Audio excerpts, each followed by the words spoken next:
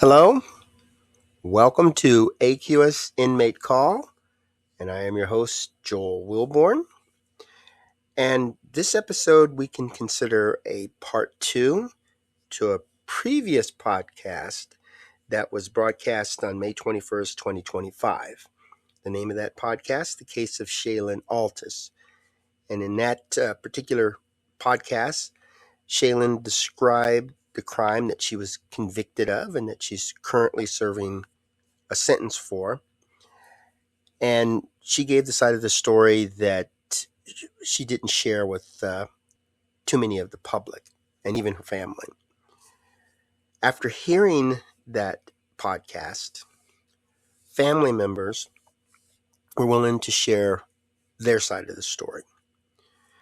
So in this episode, you will hear from the victim's daughter, who happens to be Shalin's cousin. And I encourage you to listen to The Case of Shalin Alltus so that you can get an idea of what actually happened the night of the crime. Okay, I have a young lady on the line. Could you give us your name? Americus Alltus.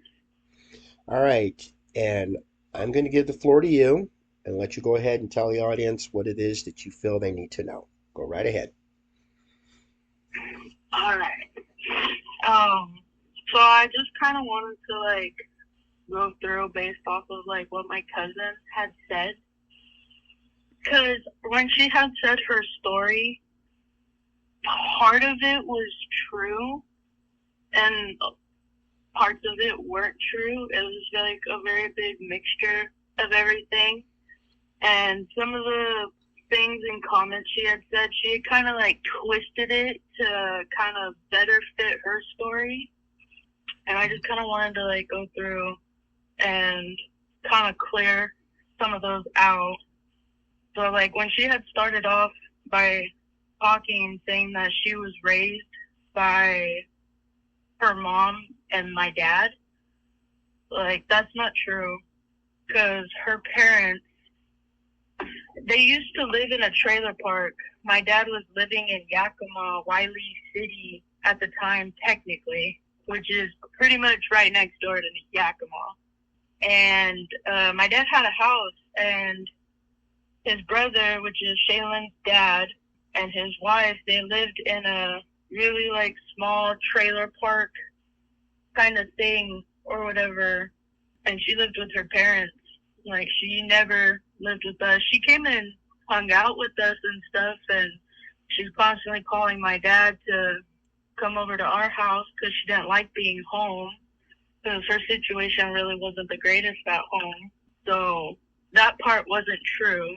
She's lived with her family. She didn't live with my dad until her parents got divorced, which was in the beginning of 2014, the end of 2013, technically.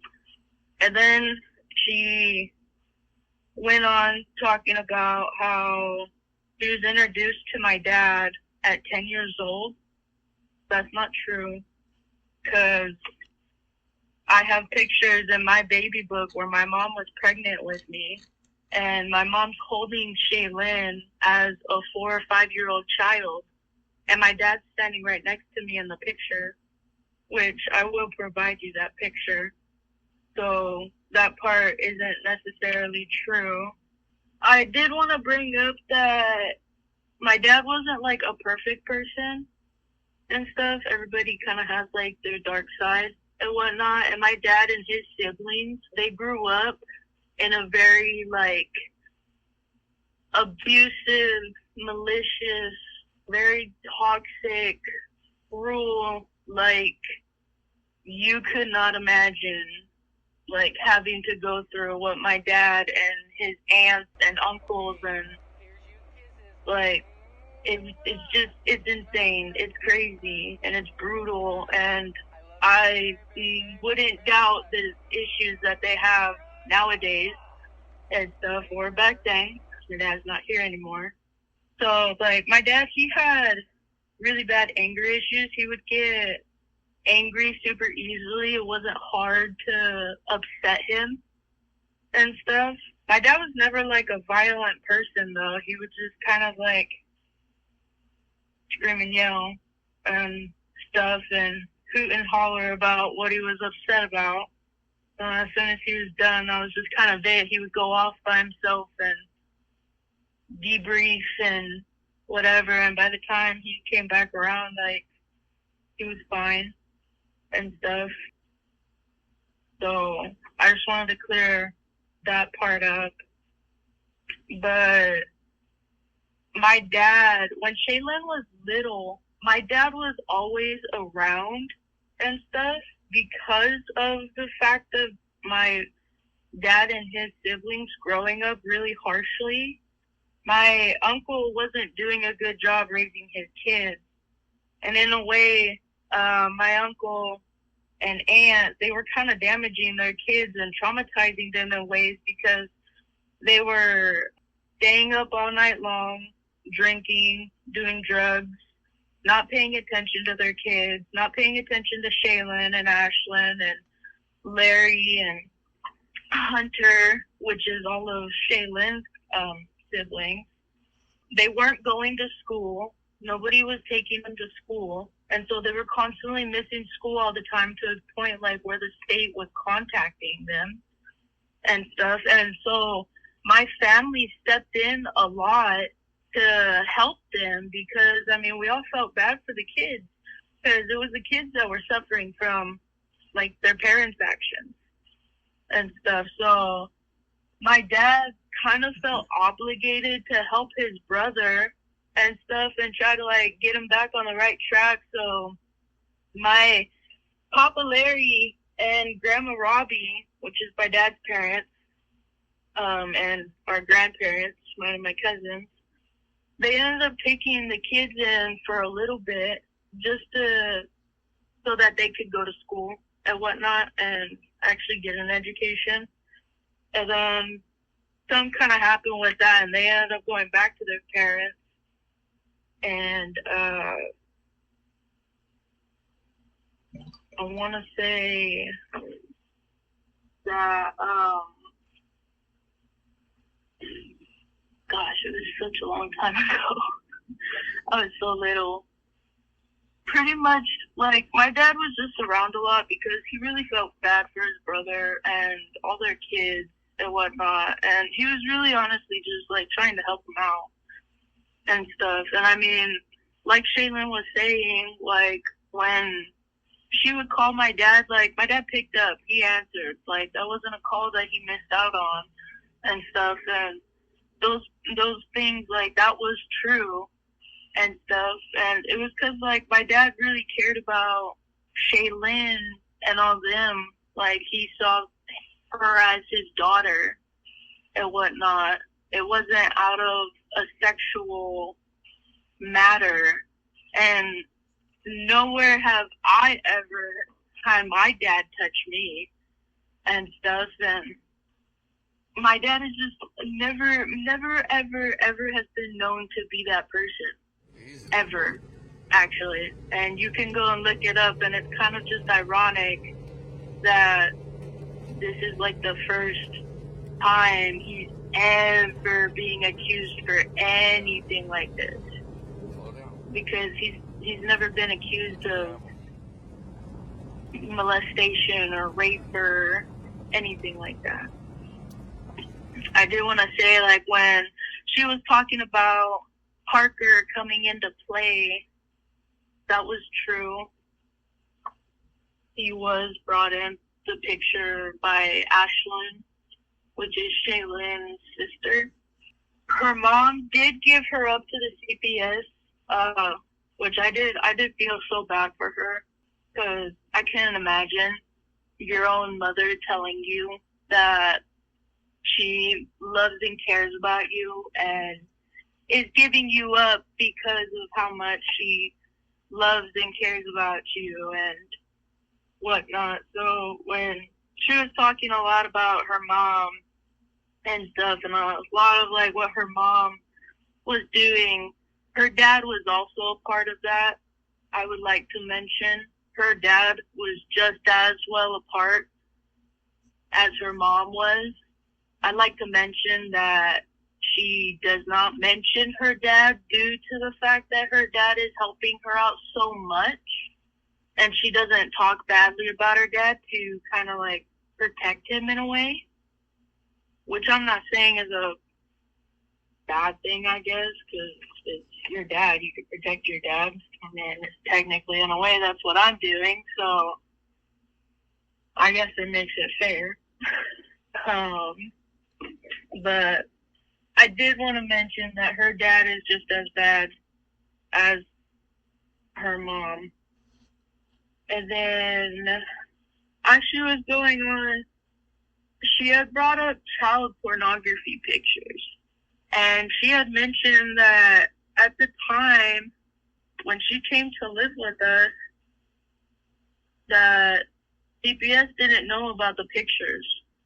And that's a lie, because that whole court thing was all way said and done a long time ago. Like, when I was a little, like, baby and stuff, because my parents got divorced when I was 2, and it was kind of a messy divorce and stuff. My parents were fighting over us. Both of them wanted custody over us and stuff.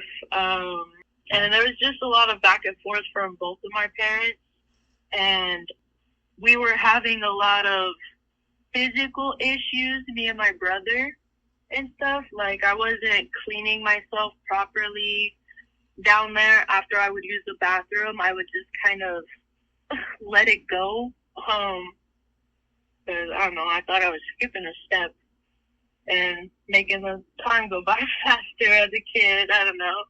Thought processes are weird when you're little. But I wasn't properly cleaning myself, and my brother, he was having diaper rashes so bad to the point, like, his skin was, like, bleeding aggressively and stuff. And they had taken pictures of that specifically and stuff. So it was pictures of, like, private areas, but it wasn't pictures of him sticking his fingers inside of us and having a good time or anything like that. And I'm sure I would recognize or realize if that was happening, because when my dad was taking those pictures to take my mom to court, because that was the whole point. He took the pictures because he was trying to take my mom to court to get custody of us, because both my parents were trying to prove that both of them were unfit. So it was just kind of a big, huge, messy thing. But CPS knew, well aware of the pictures, and they were not child pornography pictures. And if she wanted to try to make it seem like she has found pictures or whatever that displayed something like that, my question would be, how come investigators didn't find the pictures? How come when my grandma and grandpa and aunt and uncle came to my dad's house and completely wiped it out, how come nobody found the pictures? How come nobody found the pictures with you, considering the fact that the investigators did such a good job? They found every single piece of trash and garbage you guys used on your free run. So I just would like people to remember that as well. So the whole pornography pictures and CPS didn't know about it, it's not true. And there was no any other special pictures that my dad had taken later on that CPS didn't know about or anything like that. And another thing I wanted to go on is my dad never made Shalin share a room with him. That's not true. Because in our house, that was a 4-bedroom house. And actually, at the time, my dad was having like medical issues, and he would sleep on the couch just because it was kind of most comfortable for him, and the AC was like right there in the living room. So he was sleeping in the couch because it was most comfortable for him. And his bed was actually piled up with a whole bunch of like clean clothes that he had it folded through, and he was just kind of like shuffling through all the clothes. And then Shalin was staying in my room with me, and then Parker was sharing my brother's room. And then also when me and my brother went up, like, Parker and Shalin were absolutely inseparable. Like, inseparable. I think the only time they worked together is when they had to go use the bathroom. And even then, I think they still would have probably been together. But, because, like, my dad, the whole entire weekend we were there, just visiting. We weren't there when it happened. We were at my mom's house. When we were there the week prior, Shalin and Parker were inseparable. In fact, they kept staying out in the garage because my dad had a pretty decent sized garage, and Parker was fixing a motorcycle for my dad, and they were hanging out there like 24/7. They had taken a whole bunch of my dad's like alcohol, and they were drinking it out there, doing them, being teenagers pretty much. My dad lived out in the middle of the mountains in the woods and stuff, so they would go and play out in the woods and whatnot. But I mean, like, when we were there, like, I just thought it was so suspicious that like she was just very isolated to him. And like, normally when we would hang out with Shalin, like, we would all have fun, and she would want to play with us, and we would all come up with games and ideas on like what we wanted to do and stuff, or whatever, however kids do that. But when we came up that weekend, like, it was very, like, she didn't really want to do anything with us. Like, she mostly just wanted to be around Parker and hang out with Parker, and wherever Parker was, that's where she wanted to be. So, I don't know, like, she was not with my dad at all when we were up there that weekend. In fact, my dad pretty much stayed inside the house, and Shalin and them were always outside. Or my dad actually had left for a little bit that weekend to go to work because he got called to work, and my dad was always working. And that's actually why a lot of the time Shalin would come up, is she would watch me and my brother for my dad, because my dad was a wildland firefighter, and then he also was pretty high up in the managing position for a FedEx company in Omak, and then he was also volunteering for search and rescue and stuff. So he was a busy bee. He was always being called out. He was always being called to go do something. Like he was hardly ever home, and he didn't really like me and my brother just kind of hanging out at home by ourselves and stuff at whatever age we were. But yeah, I don't know. It's just the whole, like, my dad really isn't a bad person. My dad would never rape or molest or do anything like that to somebody, and it's just kind of upsetting that she continues going on with this story about it. Because I mean, like, the whole, when the gun had accidentally went off and stuff, like, my dad was a big person. Like, he wasn't no tiny person, and Shaylin's a very tiny, petite person. And so, like, if my dad, like, truly grabbed a hold of her, like, excuse my language, but that bitch ain't going nowhere. You know what I mean? Like, he wouldn't. My dad was a very, very strong person. Like, he had farmer work strength, and that's pretty strong. But I I really would want to encourage anybody that they really want to get to know the whole point of the story. Like, all the court documents and everything is all out, and it states word for word every single thing that happened, what they did, how they planned it, and stuff. It honestly just comes down that, she really just wants to keep trying to prove that, she didn't really do anything wrong, and that she's just kind of trying to protect herself. And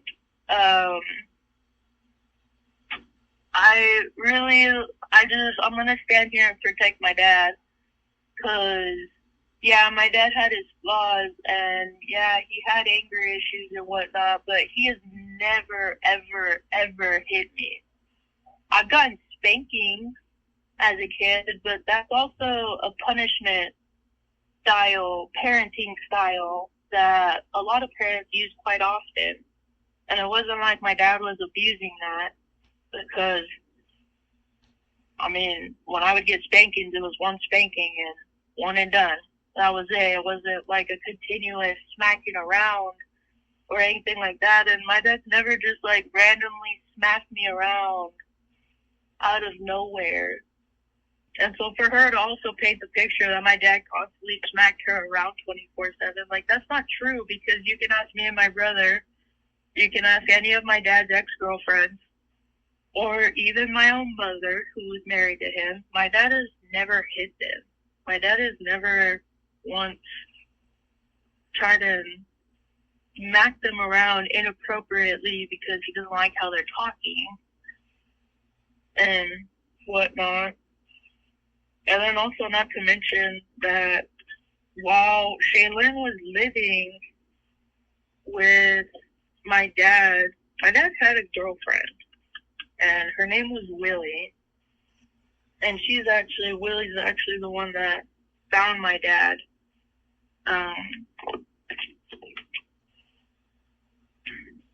4 days later after it happened. But yeah. Do you have any questions? Okay, now, we're well aware that your cousin, Shalin, was convicted of the murder of your father, and she's serving time right now. Right. And you did listen to the podcast, and you heard her version of the story, and you disagree with some of it, but you're not saying she was completely dishonest with her rendition. No. How do you feel about Shalin now, after the fact? I would say now, I would say there's only a little bit frustration, and I would say for me personally, and then I guess I would say for the rest of my family, especially my brother, because I talked to my brother last night about the situation. We just really don't understand why she won't come out and just tell the truth on what happened, because, the way that we see it, like, at this point, like, what kind of backlash are you going to be getting by coming out and telling the truth and stuff? Like, we just want the closure to know truly what happened, besides what investigators have found out. Like, we would like to hear from the person that was legitimately there and stuff, and hear truly what happened, because it's not like her sentencing is going to be pushed up more. It's not like she's going to get penalized even more for it. And I would think that it would be more of a relief finally coming out and just saying what actually happened, and finally being able to move past it and learn and heal from her actions and what she did, and properly be able to move past it, so that when she does get out of prison eventually, that she can live somewhat of a normal life and not be messed up or traumatized or whatever over due to basically her whole upbringing till the incident. So I guess that's really the only frustration. I mean, my dad's been gone for 13 years now, and I mean, I've gotten used to. I feel like I know life better without a dad than I do with a dad, which is kind of sad to say because I mean, my dad died when I was 11 years old, so I only knew my dad for 11 years, and a lot of those were the first part of life in general, and you don't remember that. Um, so I don't know. I mean, I love and I care about my dad, and I miss him every single day and stuff. Um, I still talk about him a lot and tell stories. I mean, I guess just for us, we would like to truly know what happened so that full closure is there. I mean, we're tired of hearing all the lies. It just kind of fuels the frustration a little bit more because we're really just tired of all the lying and whatnot. Like, all we've asked for is truth. And I mean, Parker, like, we've forgiven Parker. Like, I'm happy for him when he gets out after his time's done. And I mean, I wouldn't be upset if he got out when his probation came up because of the fact of when everything happened, he had been saying the truth from the very beginning. His story never changed. And he was actually one of the people that helped the investigators a lot. So, I mean, that was really nice, and we were really thankful that Parker was willing to comply and contribute and actually help out because Parker actually really liked my dad. My dad gave him a job and was trying to teach him things like, and yeah. So, I mean, it's sad, a little bit frustrating, because I mean, that day not only did we lose our dad, like we lost our cousin too, because like me and my brother, like we really loved our cousin, and in a way, I guess you could say like I looked up to her as a kid and stuff, because I mean, like I liked how she did her hair and how she dyed her hair, and I liked how she dressed, and I mean, like my mom, she wasn't really all that kind of person that went all out with the makeup and dyeing the hair and dressing. You know, I thought my mom dressed like an old person. So I liked how she dressed and kind of wanted to be like her in ways and stuff. So it was just very tragic all the way around. So me and my brother hurt a lot when everything happened. Okay, let's say that Shalin does do exactly what you're hoping she does. What do you think that's going to do for you and your family? I think it would give relief and stuff. I think it would really paint a picture on she's trying to be a better person and stuff, especially to my family, because throughout the whole time, she's just been trying to prove that she's innocent and didn't do anything wrong. And from what it sounds like now from the last podcast is she's just trying to make it seem like though she did do something wrong, it wasn't out of a bad intent and stuff, which is still her lying. And I mean, if I'm being honest, we honestly just want the truth so that we can know what happened and pretty much just move past it and hopefully, she could be able to do the same. I mean, we want good for her just like we want good for us and stuff too.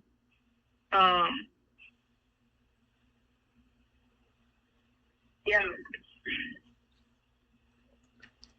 All right, that sounds like you're looking for the truth.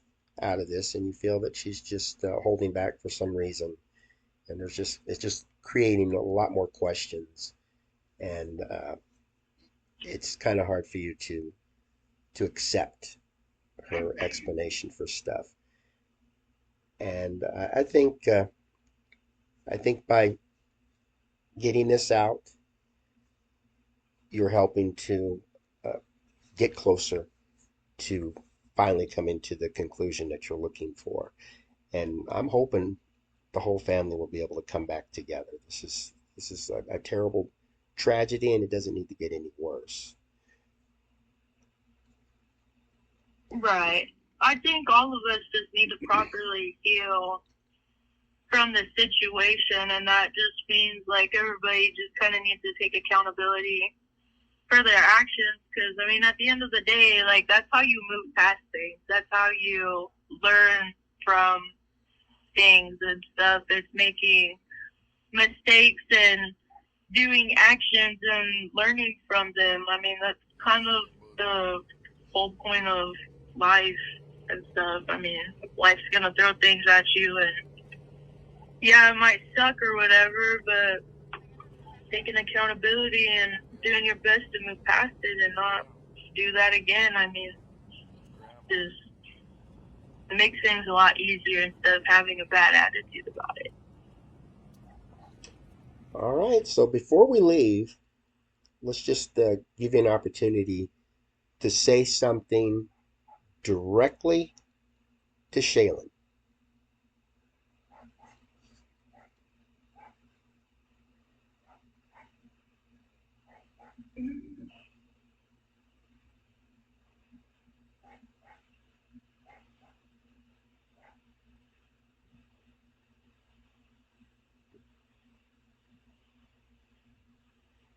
I hope one day um, that God will come to her and have a conversation with her and humble her. I pray that God humbles her aggressively, because I feel like she needs it.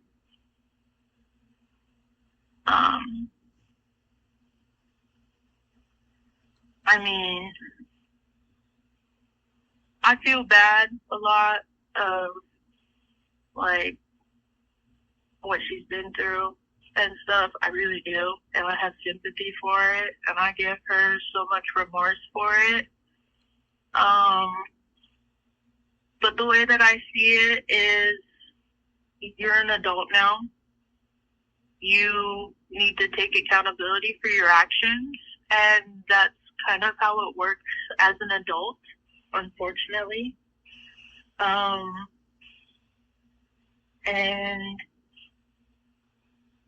I would really hope that listening to this, she would just kind of open up and whatnot and actually come out and tell the truth. If not, I pray that God humbles her aggressively.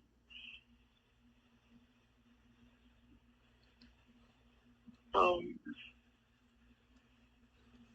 Okay, that's well, all I pretty much. all right. Well, thanks for sharing that story, and hopefully you'll be able to find peace. And I think that's our ultimate goal.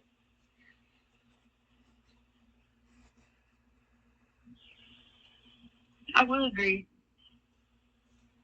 And I mean, if she does move past everything, like I hope that when she gets out, that she's able to create a good life for herself and be able to have a career that she enjoys and that she likes and whatnot. And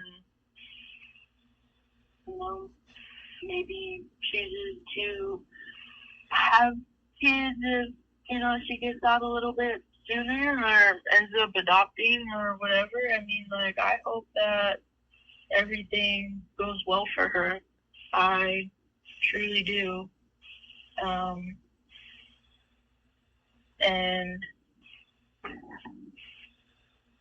yeah, The truth about everything and no more lying and stuff would be nice.